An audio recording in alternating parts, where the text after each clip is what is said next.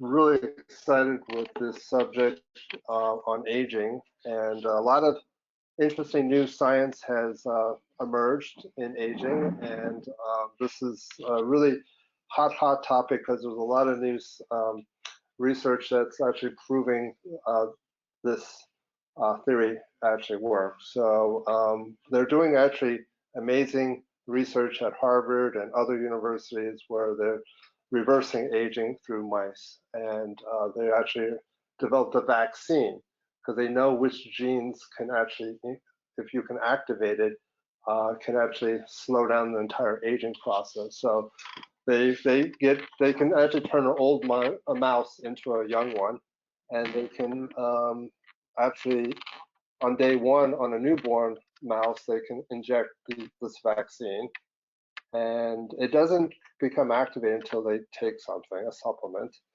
But they'll wait till they're like middle aged, and when they notice like they're about middle age, they'll turn on these this vaccine, the genes that have this that they got the vaccine, and they become like ultra marathoners.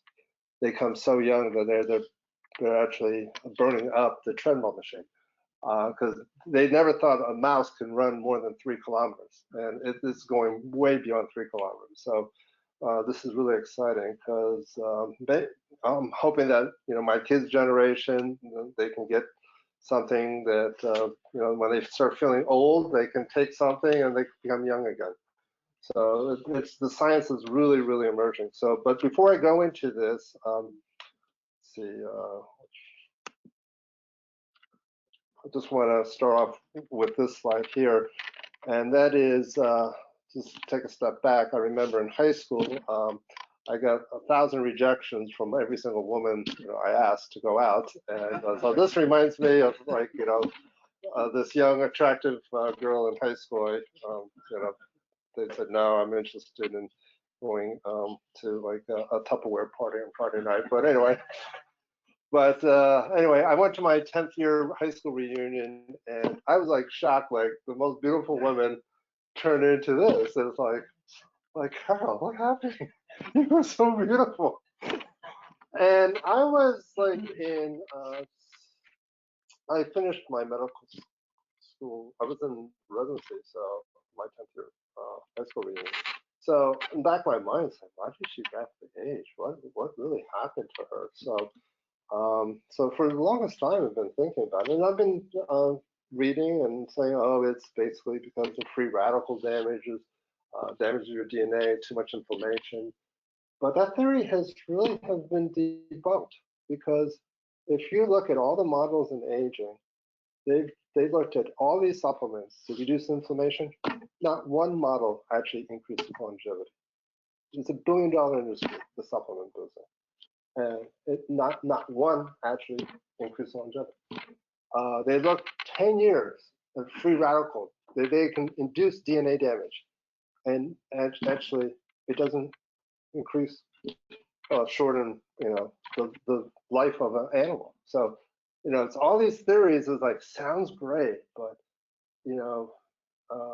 nothing's really coming to fruition in terms of can we do something to basically increase longevity? And I'm going to show you these data that's going to really happen. But before we do that, I just want to talk about, we have something hot in our office. We used to do vampire facelift, which is, we draw your blood, get your growth factors, and do basically the micro needling. And Kardashian basically got this, started spreading the word about how you can do vampire facelift, and it's kind of another alternative to look younger, but it's more on the outside. But we're using this peptide called BPC157, and this is not my wife, but my wife's girlfriend. Sometimes I mix up. I say girlfriend. Yeah, you remember I said that? This is my girl. No, my wife's girlfriend. Freudian slip. Anyway, she kept texting my wife, OMG. I mean, she basically wanted her neck, but the picture doesn't do it much justice. But she says her neck skin looks actually younger than when she first got married, and that was like 25 years ago. So anyway, there's something we can do topically. It's really simple. Some numbing cream, do the micro needling, add the BPC 157, and anyway, it's remarkable. We've had other patients who've done this. This is not my patient, but you can kind of see the benefit of micro needling. And if you use a regenerative peptide like BPC 157, you can actually see significant improvement. So before we go into longevity, I just want to have like two or three slides about BPC 157. I love it. I call it a healing peptide. So if raise your hand if you have not received my book on peptides. I've taken some of your peptides, but they're not for the facial.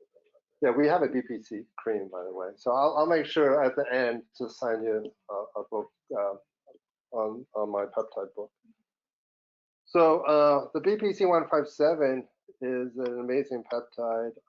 I know my son, he's 16, he has really bad acne, and he never listens to anything I say. But I mean, I told him, it's like, hey, why don't you try this cream? It's going to help your acne. And within a week, it just made it 100 times better. And surprisingly, he told me twice. He goes, I'm out. I said, you're out of what? The cream. Oh, you want it again? Okay, no problem. I'll get you another one. So, and then he said it again, like maybe 6 weeks later. So, it's really keeping his face nice and clean and healthy. But that's for acne, but it's also great to basically keep applying it because it increases type 1 collagen. And we start losing collagen in our skin, and it improves hyaluronic acid, which hydrates the skin, and increases elastin, which is like your underwear, the stretchy part. And when we get older, our skin will stretch but won't snap back. So you'll get that benefit there too. So it reduces inflammation, and as you can see here, the dermis is the second part of the skin. This is where the peptide really works. It keeps that skin nice and healthy. The micro needling is the top layer.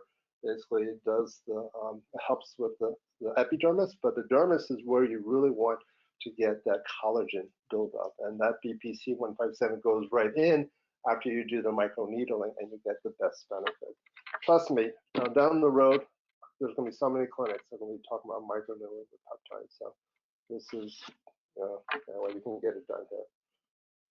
So let's go into aging. This is there's a lot of theories about aging, but this pillar of aging is basically with senescence. So raise your hand if you heard about senescence. Okay, so senescence is a hot topic, and basically what it means is the cells stop dividing, and it becomes actually it's a natural feature in our body, because if you imagine have like you have a cut on your forearm, right? Your skin cells, they don't want to continue to basically divide.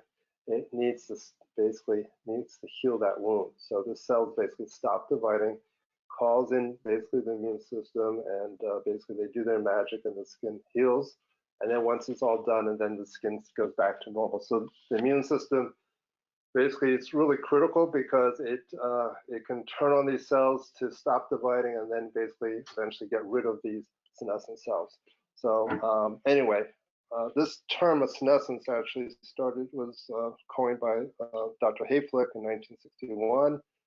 And as we age, we increase the number of senescent cells. So senescence is a little hard to say, but senescence is it's really amazing because, like I said, like in these mice models and animal models, they're really be able to reduce aging by reducing the number of senescent cells. So there's always a tipping point, and as we age, if you basically develop more senescent cells, or we call zombie cells, then aging really starts happening. So and that's the problem, is that how can we turn back that tipping point? How can we actually reduce those senescent cells? So senescent cells, has been termed zombie-like cells because these cells do not divide and you can't really kill them. They're like nuclear waste. They just spew out chemicals that damages local healthy skin cells, not local cells around it. So if you have a lot of like zombie cells on the breast, it's going to basically cause tumors in your breast. If you have a lot of zombie cells in the brain, you're going to have basically, you have MS, Parkinson's. You can have any kind of neurodegenerative disease. A lot of senescent cells in the prostate, boom, you get prostate issues. So it's every part of the body. So what happens is they secrete these chemicals and these cytokines, and there's all this local inflammation to cause damage to the local cells around it, the local tissue. So this is the problem with aging, and it's the senescence, these zombie-like cells. So here's a study recently published from Israel, and basically they sacrificed these 1-year-old mice, and they looked at all the cells, and only 1% of their cells have senescent or zombie cells, which is normal. But by the time they're 2 years old, guess what? It increases by 20%. So as they age, you have more zombie-like cells. So the aberrant or the accumulation of excessive senescent cells is really related to aging. And the thing is that it increases risk of everything. So we don't think aging as a disease. We always say aging is inevitable. We say heart attack, heart disease, we say cancer is a disease, we say, if you have Parkinson's, that's a disease. We should be thinking aging is a disease. It's the mother of all disease.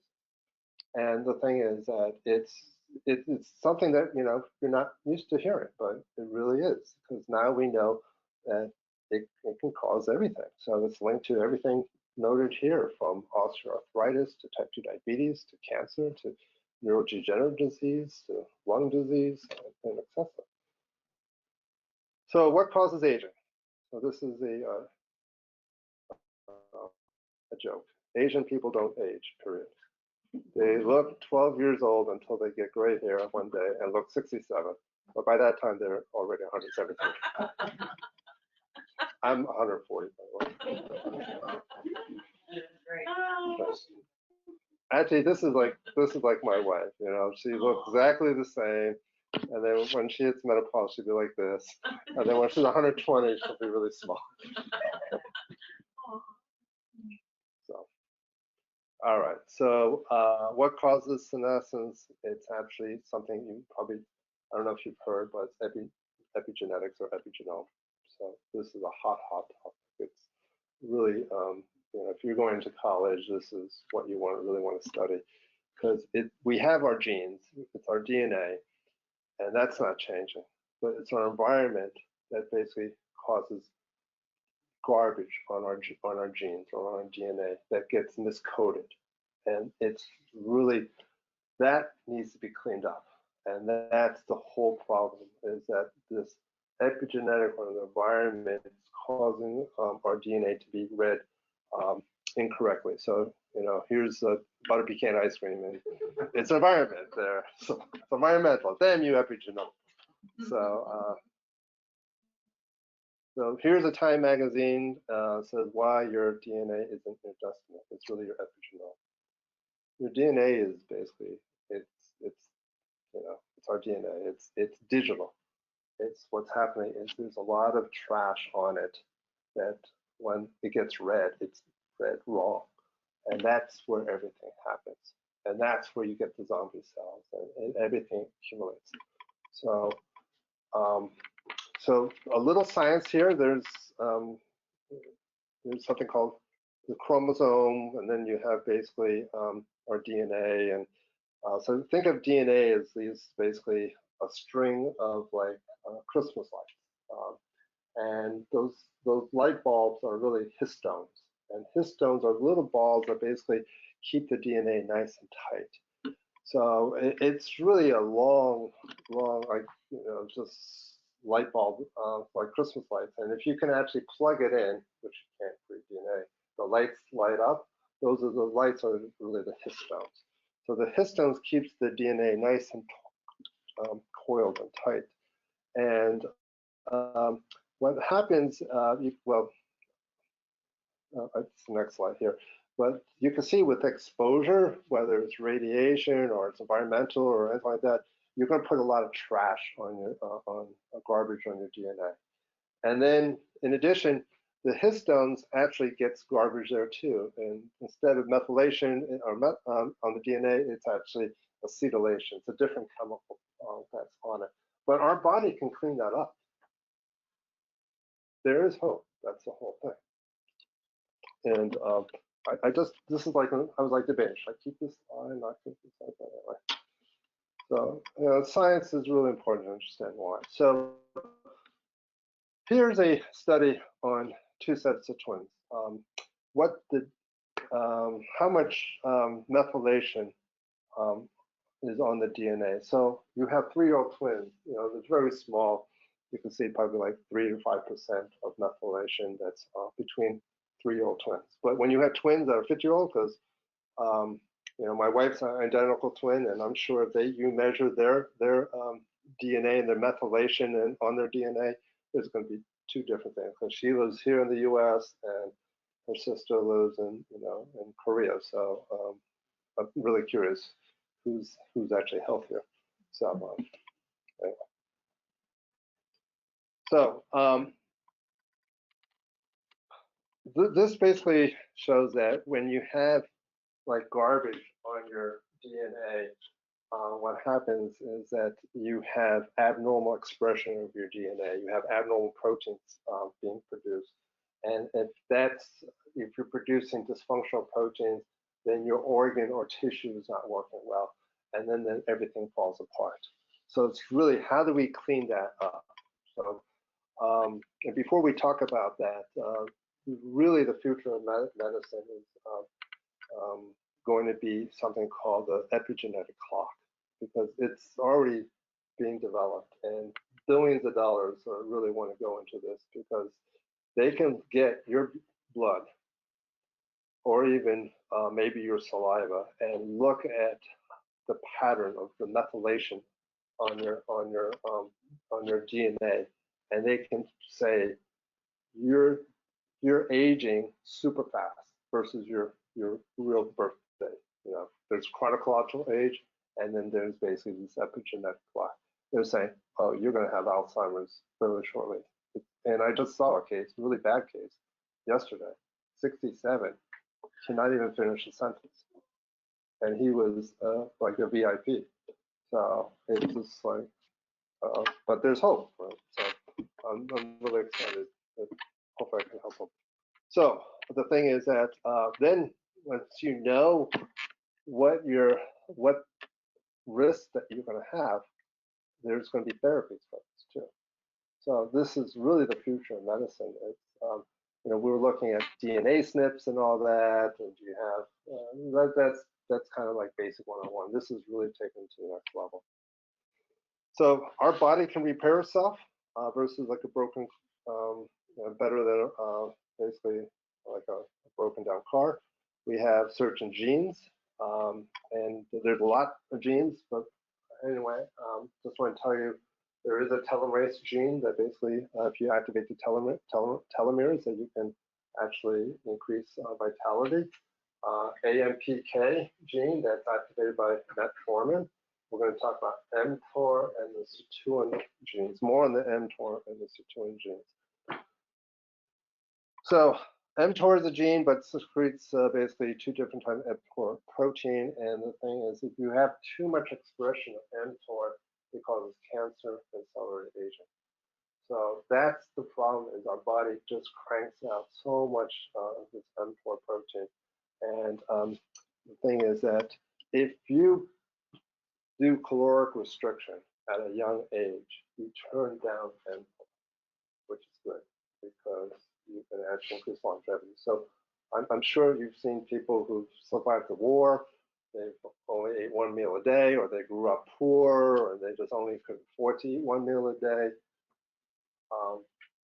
excluding like infection, and assuming that they have a roof over the head and all that. if you eat one meal a day, you can live a long, long time.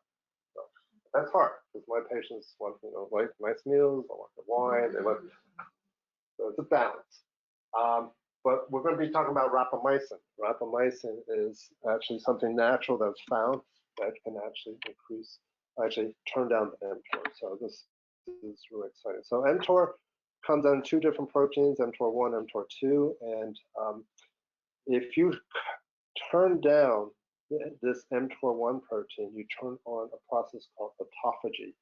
So it's autophagy, think as a Pac-Man in your cell. It cleans up all the cellular damage, the debris. It really cleans up your cell, and you need to basically turn on autophagy for your cells to be healthier. So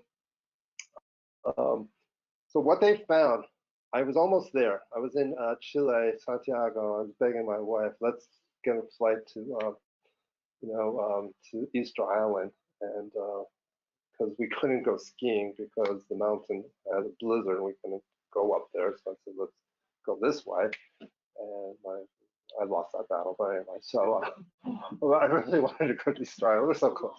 But I may be speaking in May in Santiago, so I have another chance without my wife, so I'll do a side trip.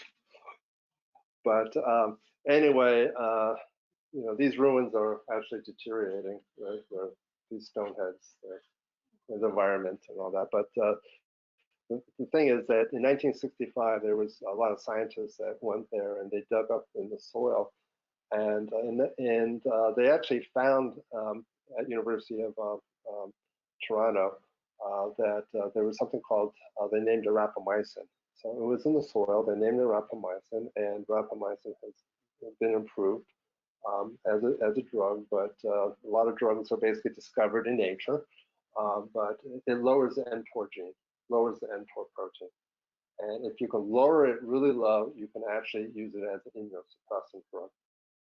So for someone who has a kidney transplant or a lung transplant or heart transplant, they're going to be on rapamycin or something similar to this. They're different versions of this, but anyway, it's not a steroid. It does have some antibacterial, antifungal properties. The typical dosing is really important to understand. It can be a loading dose of 15 milligrams by mouth and then 5 milligrams a day. So science has been wondering, like, well, if it lowers basically mTOR protein, can it help against these zombie cells? But they know that if you use high dose 5 milligrams a day, your immune system goes low. So they were thinking, how about low dose and in a minute? Maybe that will work. So they've done studies on this. So this is interesting because giving rapamycin actually turns down basically these zombie cells. It doesn't destroy it, but it just turns it down. And in this study, it shows that they studied in elderly patients. They varied the doses, and they actually showed it improved their immune system. But some people who take rapamycin, they have better immune systems. But if you take too much, it can lower your immune system. So the thing is that if you're ever sick and you take rapamycin, stop it, because you need to either get on an antibiotic and fix it and all that. So, but what's interesting is rapamycin improved the mitochondrial function in these mice who had a weak heart. The mice got healthier. And now, who has a dog? Me, and he's actually on that medication. Your dog's on rapamycin? Yeah, he's cool. crazy dog, but I'm now afraid to live forever. Yeah, yeah. No. He's on the Well, second day. Because he has and I get it in Europe. I don't think if I can get it here. We have it I here. get it in Europe.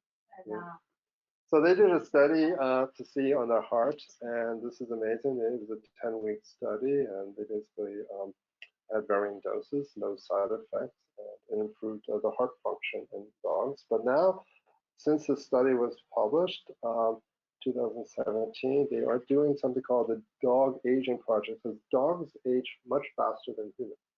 They have about the same diseases that we do. So they're doing 2 studies, a phase 2 50-dog study treated with rapamycin for 6 months and followed for 6 months. And then the future phase 3, they have 600 dogs and treated with rapamycin for 3 years and followed for the rest of their life. And that'd be interesting. Mine's on 5 years now. Really? Yeah. Cool. 50 milligrams every second day. How old is your dog? He's now 10, but he's just like, runs around just like your friend. It's like a I'm puppy. doing it that because he's allergic, but obviously not. So they show that, we're talking about, inflammation. I mean, inflammation is associated with aging, but if you lower inflammation with like a supplement, does it increase longevity? No. But with rapamycin, it shows that it increases longevity in mice and worms and in monkeys, and also yeast and fungus. So they've been able to show. Now they're doing 2,000 trials. Here's dogs. Human trials are being cranked out, but you can wait 10 years for that, or you can say, what, I love the science. So there are a lot of benefits with it. So I believe that the science shows if you lower mTOR, you lower the risk of cancer. You basically turn on autophagy, which is the Pac-Man, cleans up the cell. You basically you're going to basically need everything at once. So it's longer life, longevity with vitality. You're not going to live forever. So the downside is just understand that it can with organ transplant, they're on so many different medicines. They're on steroid, they're on multiple different medicines. But anyway, in the black box, they're saying that increased risk of infection, lymphoma, and other cancers. But this is, if you don't have a kid, if you're not a transplant patient, I wouldn't worry about it. But the longevity, the biggest risk is infection. So if you feel like you're sick, just stop it. And the dosing of this is instead of 5 milligrams a day, it's 3 milligrams once a week. For once a week for 3 months, 1 month off. Really simple. And it's relatively inexpensive. And it's found in the soil of what island? Easter Island. Is that the only place? I don't know. Oh. But I wanted my wife and kids to eat the dirt. Yeah. in Easter Island. Eat it! It's good for you. Bring it home with you. My kids think I'm crazy. I do too. I think all of you sleep all here. Yes. So let's talk about the sirtuin genes. So sirtuin genes are really exciting. There are 7 sirtuin genes, and several are important for DNA repair, several are for metabolism. And anyway, overexpression of sirtuin gene 6 increases the lifespan of a mice by 15%. In Harvard, at 2006, they engineered a mice without sirtuin 6, accelerated aging and shorter lifespan. So in science, they take it out or put it back in. Take it out, put it back in. Overexpress it, underexpress it. They just want to see if the theory works. So sirtuin 1 actually increases the telomere, the end of your DNA. So this is important. You have longer ends in DNA, it will basically help with longevity. I know some of you guys take TA65. That basically activates your telomeres. But you don't have to take TA65. You can do other things. So anyway, this guy's sitting on ice, cold exposure. I love going in. I love the cold. So I mean, I'm on the Polar Bear Club, and January 1st, swimming like, yeah, I love it. It's not cold enough. I don't know. Yeah, I should sit next to it. So anyway, so if you activate the sirtuin gene, it basically reduces inflammation, it reduces cell death, improves energy, increases exercise endurance, improves metabolism. And remember the histones for the DNA? Well, the thing is, it's like old underwear. If your elastic gets ruined, it just flops out and all that. So the DNA basically needs to be held in tight. It opens up to be read, but then it has to come back in. But if it's pulled out for a long time, that's where, if you have a lot of junk on it, that's where everything starts going wrong. So the sirtuin genes actually puts it back nice. It takes out those garbage on the DNA and also on the histones, and it really, it's dependent on something. And I say, here's a phrase, it takes two to tango. For sirtuin genes to work, it basically requires a really important molecule called NAD. I know this is a lot of words and all that, almost done here, but NAD is nicotinamide adenine dinucleotide. And what happens is that we need NAD. If we have zero NAD, we're dead. Bacteria, yeast, fungus, your cat, your dog, all requires NAD. In every living organism, NAD is required. So NAD basically decreases as we age. And basically NAD activates the sirtuin-1 gene that removes the acetyl group off the trash off the histone. So then it gets read correctly. So this is really, really key. So increasing NAD has a lot of benefits. Definitely energy, endurance, DNA repair, chromosomal stability. It can increase your telomeres, and it basically does everything that you really want in life. So there is a product that's really, I just love. It's basically called 5-amino 1MQ. It's not 5 amino acids, but I'll just abbreviate 5-amino. And it was developed at University of Texas. They looked at many different molecules, and they came down to 70. And they wanted to see which one was the best to increase NAD levels. And it turns out that 5-amino was the number one, increased NAD over 1,000-fold.